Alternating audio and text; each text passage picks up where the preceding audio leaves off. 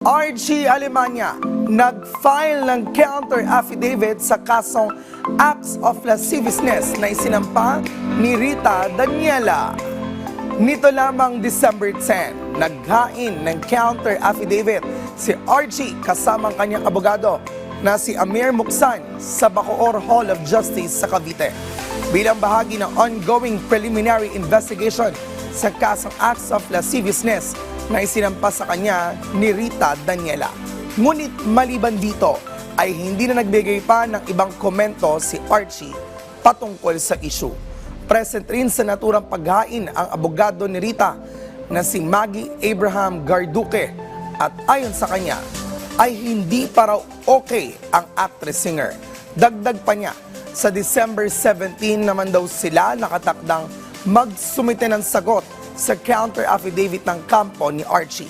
Matatandaang nito lamang buwan ng Oktubre nang magsampa ng kasong acts of lasciviousness si Rita laban kay Archie dahil sa di umanong panghahalik at panghihipon ng aktor sa kanya noong sila ay umattend ng Thanksgiving party last September 9.